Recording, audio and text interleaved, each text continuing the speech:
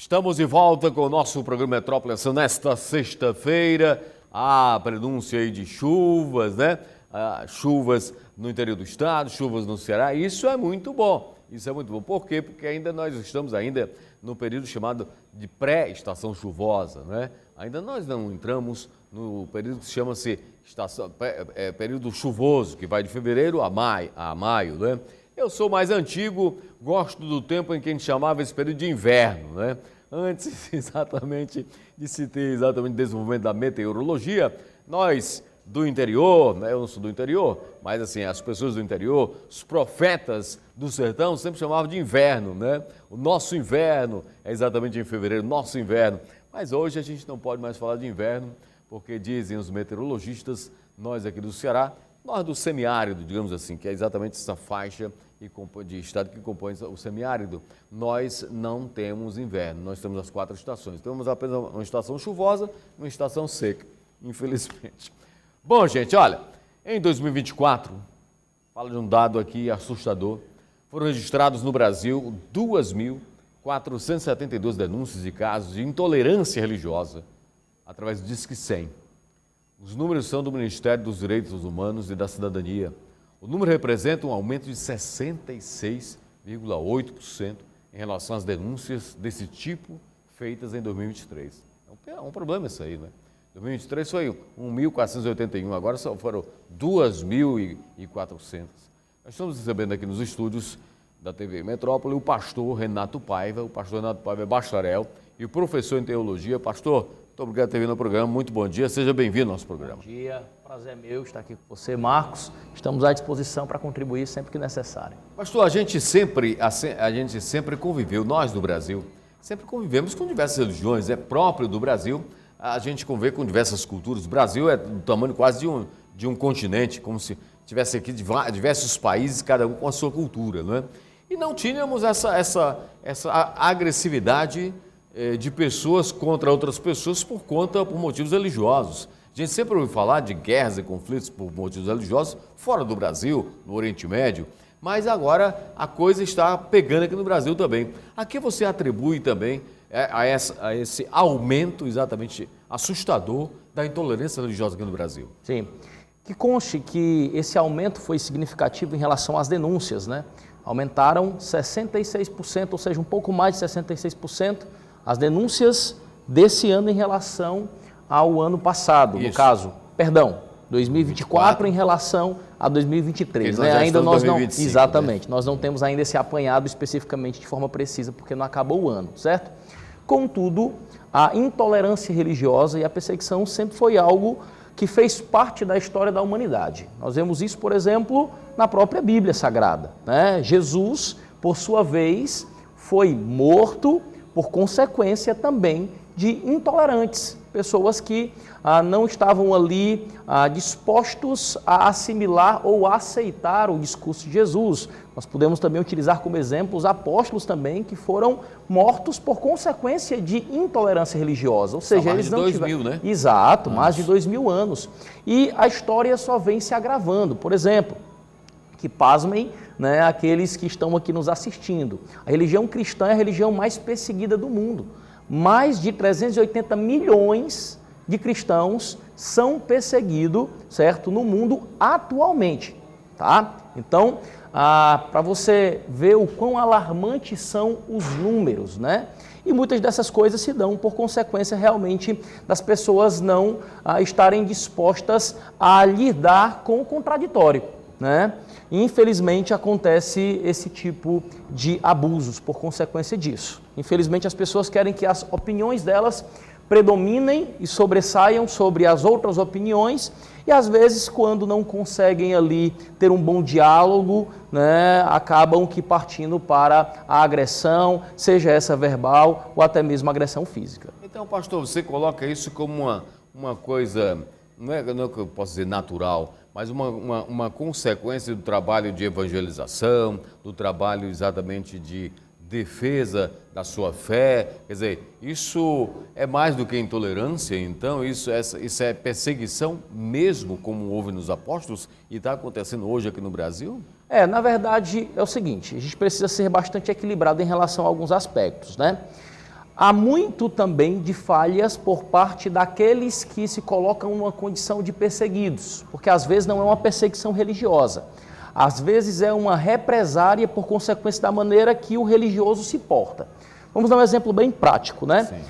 Existem muitas igrejas, até mesmo protestantes, aqui falo como um protestante, que acabam que não respeitando o direito da população que está em torno daquela comunidade.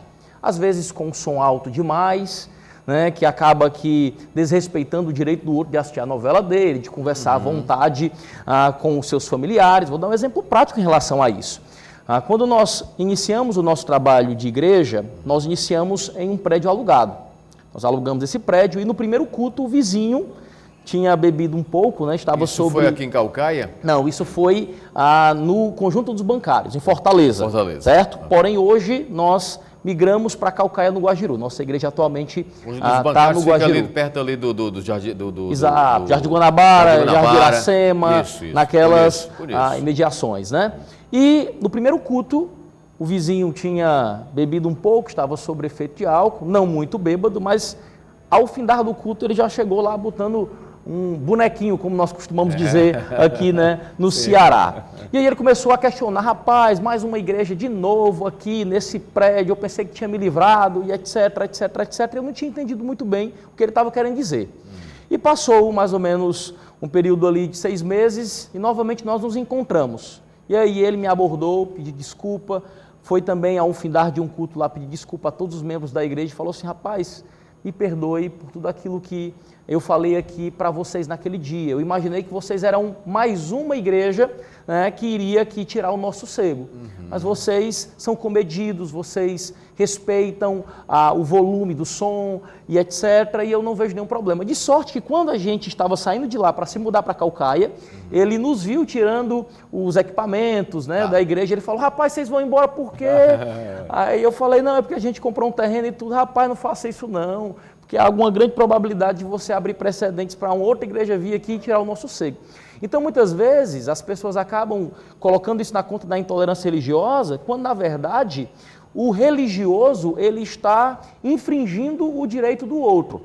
Mas bem sabemos que não se reduz somente a isso, né? Muitas vezes, realmente, é por consequência, meramente por preconceito.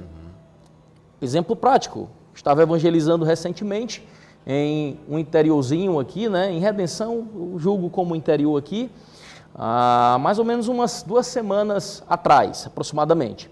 E fui pregar o evangelho para um senhorzinho e comecei a conversar.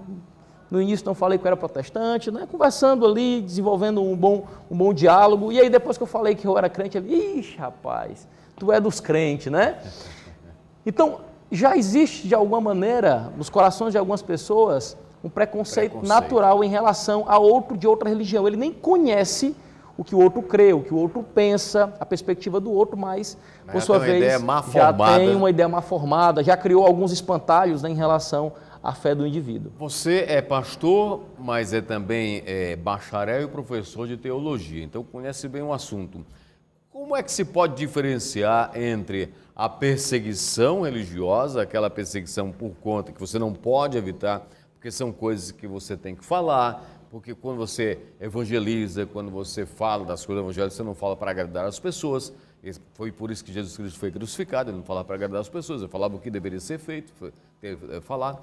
E a intolerância religiosa, aquela em que nada tem a ver exatamente com as suas pregações, mas é um sentimento mesmo da pessoa que pratica essa intolerância. Pronto. Intolerância religiosa é tudo aquilo que de alguma maneira incita ódio, certo? E pode até chegar nas vias de fato, né, nos fins de fato, e tudo aquilo que de alguma maneira tenta tolir o direito civil do outro. Isso é intolerância religiosa, certo? É quando eu promovo um discurso que de alguma maneira é um discurso depreciativo e fomenta, certo, nas pessoas um desejo negativo em relação ao outro, tá? Ou então, de alguma forma, tenta lhe tirar o direito do outro na sociedade civil.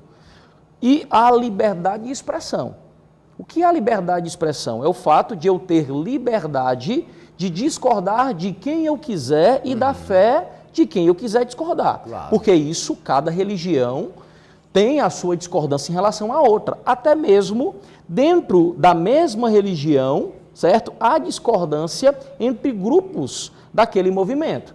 Por exemplo, protestantismo, dentro dele tem vários grupos que discordam entre si de alguns aspectos doutrinários. Catolicismo também, certo? Nas religiões afro também há discordâncias de pensamento e interpretação. Então, dentro dessas discordâncias, eu entendo que todo mundo precisa e tem que ter essa liberdade. Eu posso discordar do senhor 100% e lhe amar 100%, certo? Discordo 100% da sua perspectiva religiosa, mas lhe amo 100% como pessoa e jamais vou incitar o ódio, jamais vou me manifestar com ódio e jamais vou tentar tolir o seu direito civil porque você é de religião A ou religião B, certo? Então, quanto à liberdade religiosa, é um fator extremamente importante de ser mantido. Nosso país é laico. Então, eu não tenho nenhum problema se um líder de outra religião, de alguma maneira, discordar e criticar os pensamentos da minha religião. Ele está dentro do campo da liberdade de expressão dele. E eu tenho que entender isso não como um desrespeito. Eu tenho que entender isso como uma liberdade de fé que o indivíduo pode exercer à vontade, porque senão vai ficar difícil, certo? Porque ofensa é um fator muito subjetivo, certo? Nós podemos dizer, mas tudo aquilo que ofende de alguma maneira é prejudicial e precisa ser tolhido. Só que, na verdade, a ofensa depende do receptor. Eu posso chegar e falar para você, rapaz, hoje você está mais magro do que ontem. E você se ofender com isso. Só que, na verdade, eu tive o intento de lhe elogiar. Mas, na verdade, você se ofendeu. Por quê? Ofensa é subjetivo, certo? Agora... Até certo ponto, né, pastor? Você obviamente, não presta. Sim. Aí, quer dizer, isso é um Claro, tipo de ofensa, claro. né? Quando eu falo nessa questão de subjetivo, é do como você interpreta, certo? É objetivo do como você fala, é claro, certo? Uhum. Agora, até que entenda as minhas reais motivações em falar o que falei, aí vai cair no campo da subjetividade. Grande parte, pastor, desses casos de intolerância, grande parte aconteceu contra membros do candomblé, Isso. da macumba e tal, essa coisa toda. Qual é a visão que os protestantes evangélicos têm exatamente do candomblé, da macumba? Eles acham que é também um movimento, é uma fé, é uma profissão de fé, é uma religião? Sim, sim. A primeira coisa que a gente precisa fazer e entender é respeitá-los e compreender que eles têm direito de pensar como eles pensam, certo? Nós entendemos que todas as pessoas têm direito de pensar da maneira que quiserem. Sim. Porém, nós discordamos, tá? E a Bíblia trata, segundo aquilo que cremos, né, a partir das Escrituras, que esses rituais de magia que se é feito em algumas dessas segmentações, né, das religiões afro, é um aspecto pecaminoso. Isso é uma questão de convicção bíblica do assunto, certo? Contudo, entendemos que eles têm liberdade. Assim como também discordamos de diversas manifestações de fé de vários grupos religiosos. Temos também os nossos pressupostos teológicos, tá? Porém, devem sim ter o direito de culto preservado. É o que eu costumo dizer, certo? Assim como um protestante quer ter a liberdade de estar numa quadra, por exemplo, pregando ali o evangelho e fazendo um culto, eu entendo que também um bandista, se assim quiser, ele deve também exercer essa liberdade de estar numa praça pública também exercendo seu direito de culto, conquanto esse culto não viole, né, as consciências ou até mesmo ali os direitos das pessoas, certo? Porém, eu entendo também que há muitas denúncias, né, que foram feitas pelo movimento afro, que tem essas segmentações religiosas. Embora tenham sido ali denúncias relacionadas à intolerância religiosa, em alguns casos não é propriamente isso. Por quê? Porque dentro dessas religiões, certo, há ali conceitos de que se são feitos rituais com objetivo depreciativos para com algumas pessoas, tá? Então, se é feito um trabalho depreciativo para indivíduo X ou Y. E às vezes esses indivíduos têm o conhecimento de que esses trabalhos foram feitos contra eles. Sim. E eles acabam se irando em relação a isso e vão tomar alguma medida, às vezes agressivas, certo? Que acaba caindo na conta da intolerância religiosa. Mas a motivação foi outra, né? Mas a motivação foi outra, exatamente, né? Então eu acredito que nós precisamos ter esse equilíbrio. Entender realmente o que foi provocado, e aí eu não estou dizendo que justifica, certo? Essa ação, né, que os outros tomam, essas medidas que os outros tomam agressiva, não justifica, certo? Mas precisa fazer essa avaliação. É tanto que o Disque 100 faz isso. Certo? Quando você liga para o Disque 100, você faz uma denúncia, ele vai ali enviar sua denúncia para canais para apurar os fatos, para avaliar realmente. Aí ele vai avaliar que foi realmente a intolerância, porque a intolerância religiosa, ao meu ver, é uma coisa gratuita. Por exemplo, se eu, professo uma fé, por exemplo, sou católico, estou lá rezando alguma coisa, não estou mexendo com a pessoa nem nada, e a pessoa gratuitamente tem a raiva porque eu sou católico e estou ali rezando. Para mim, isso é intolerância religiosa, né? É aquela coisa gratuita, quando não houve nenhuma motivação, senão a questão religiosa. Mas sobre essa questão religiosa, vendo esse aumento da intolerância religiosa já constatado, porque se o Ministério do Desenvolvimento dos Direitos Humanos falou que é intolerância religiosa, que houve essa apuração, né, de que realmente é intolerância, há nisso aí uma ligação ou alguma coisa relacionada à política? Eu lhe explico por que eu estou fazendo essa pergunta.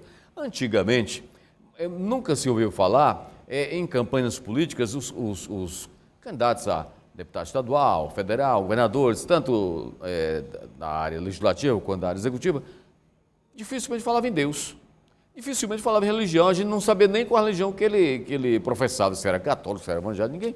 Isso não entrava no radar das campanhas. Hoje em dia a coisa mais comum do mundo é ver um político usando a religião, que na minha opinião é usar a religião para convencimentos políticos. Você não acha que essa ligação muito íntima, né, entre a religião e a política pode ter sim também influenciado nesse aumento da tolerância religiosa? Concordo 100%, certo? Em relação a isso, né? É natural, por parte dos políticos, buscar mecanismos para que eles possam se eleger com maior facilidade e com maior vantagem em relação àqueles a qual eles estão ali competindo, né, no pleito eleitoral. E as pessoas passaram a ver que movimentos religiosos, certo, são bons canais para promoção política, né? Inclusive, eu sou bem averso em relação a isso.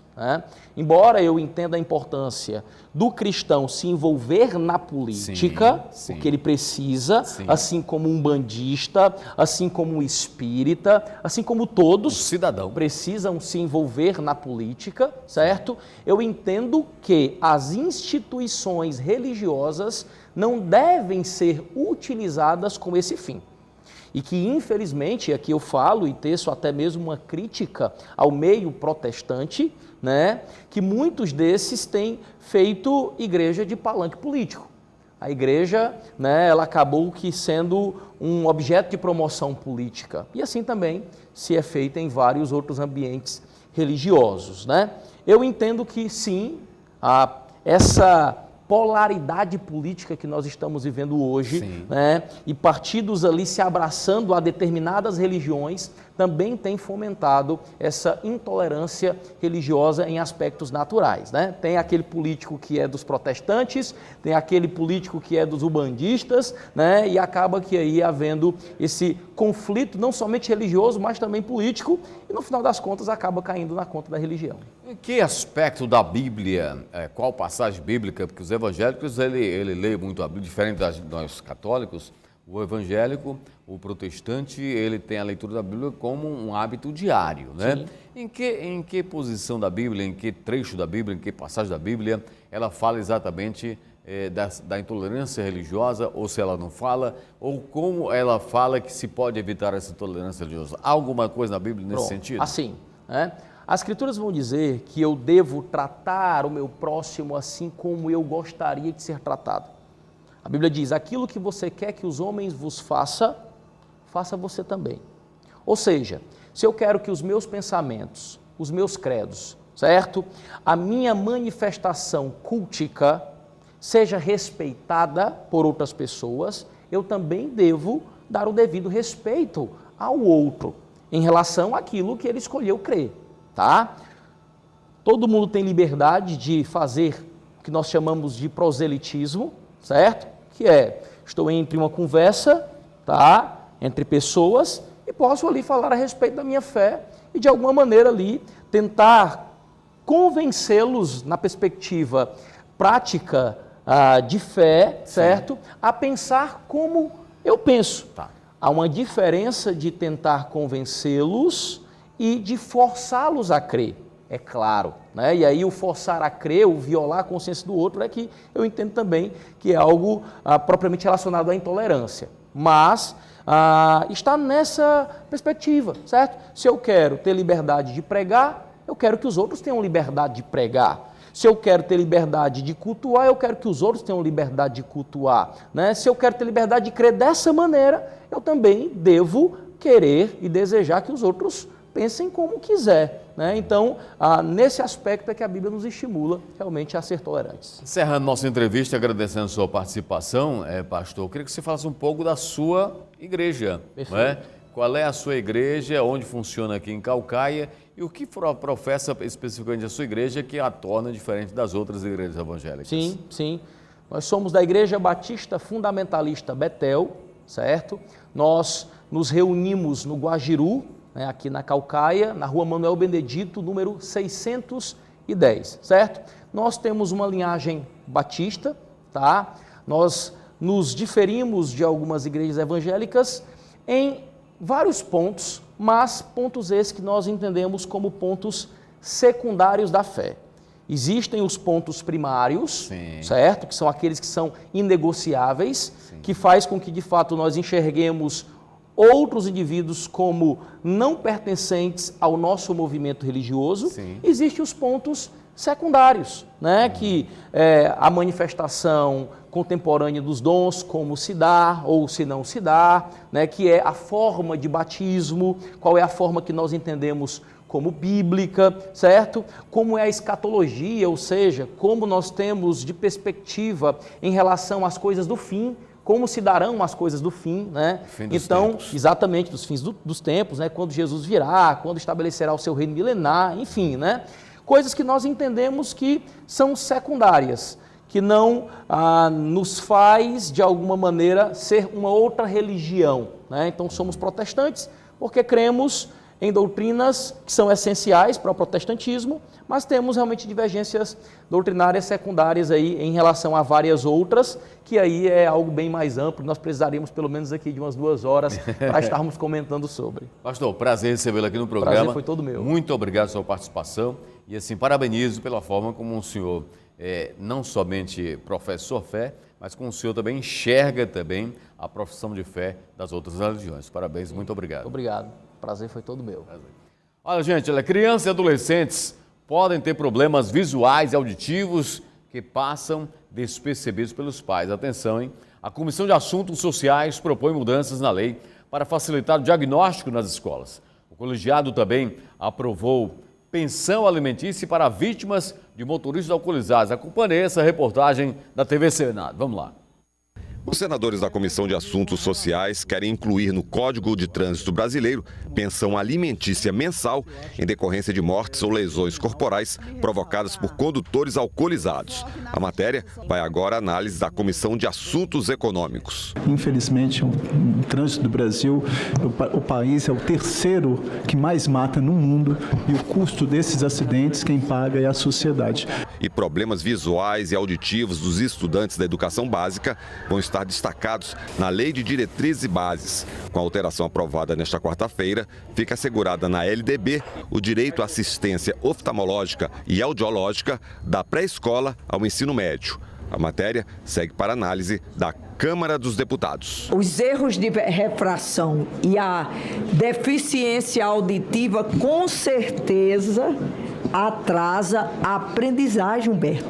E muitas vezes o aluno desatencioso que considera é porque ele não está vendo ou não está ouvindo.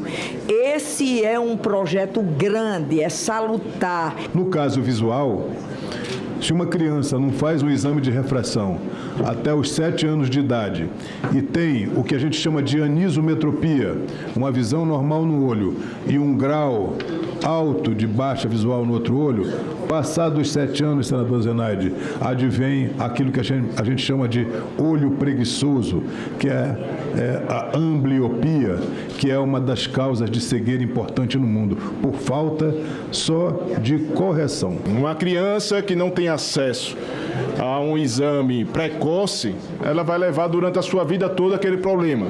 Isso afeta a aprendizagem, sem dúvida nenhuma, mas afeta também a parte psicológica, afeta a parte social.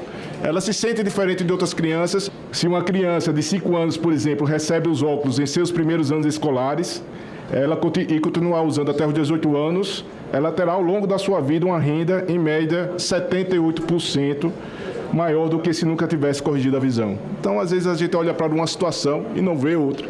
Então, esse projeto ele traz justiça social. Os senadores da Comissão de Assuntos Sociais querem incluir no Código... Ok, olha, gente, deixa eu falar aqui no finalzinho do programa. Você sabe que o programa de hoje a gente tratou dessa questão da intolerância religiosa, né? Isso é uma matéria aqui, no G1 da Globo, falando do Papa Francisco, que você sabe, o Papa Francisco, que ele tem umas posições, ele está enfrentando um problema muito sério na Igreja Católica, ele tem umas posições muito críticas em relação à própria Igreja Católica. Umas posições muito críticas em relação à própria Igreja Católica. Por isso que falam-se que o Papa Francisco está sendo até perseguido dentro da própria Igreja. Ele fala o seguinte, ó, o Papa Francisco fala de mentalidade machista na Igreja Católica e pede que freiras deixem de ser tratadas como empregadas. Olha aí, ó. O Papa cortando a própria carne, ó. Esse aqui é o Papa, né, mano? Ele criticando a própria Igreja Católica. Pensou? Papa Francisco. E aqui, ó, a matéria está no G1. O Papa Francisco pediu que a mentalidade machista seja superada dentro da Igreja e que mais cargos e responsabilidades sejam atribuídos às freiras. Ele disse isso ontem, na última quarta-feira, dia 22. Durante uma reunião com representantes da Fundação Americana Conrad Hilton, que luta contra a pobreza, o pontífice também falou que a missão das irmãs, das freiras, é servir aos mais desfavorecidos e não ser empregadas de ninguém. Já pensou o Papa falando em nome das mulheres, em nome das freiras, que as freiras estão sendo empregadas, né? Aí, ó, a igreja tem sido criticada pelo papel das freiras empregadas no Vaticano e em outros lugares do mundo, já que frequentemente as freiras cozinham e realizam serviços de limpeza para sacerdotes, bispos e cardeais. As irmãs, coitadas, se vêm de empregada. Aí o Papa, já chega disso. Já chega de elas, têm que ocupar posições de destaque. E realmente, ó, no governo dele, na administração dele, a administração do Estado do Vaticano aumentou de 19,2% para 23%, 23,4% a participação de mulheres em cargos, exatamente, de comando da administração. Inclusive, ó, ele nomeou pela primeira vez na história da igreja uma freira, a Simona Brambilla, para dirigir um dos ministérios do Vaticano, o Discatério para os Institutos da Vida Consagrada. Nomeou uma mulher, uma freira. Muito bacana aí a posição do Papa Francisco, falando contra o machismo na Igreja Católica e defendendo as freiras. Obrigado a todo mundo pela audiência, um abraço para todo mundo, para você também, meu amigo, você também, minha amiga. Excelente final de semana e até segunda-feira, se Deus quiser.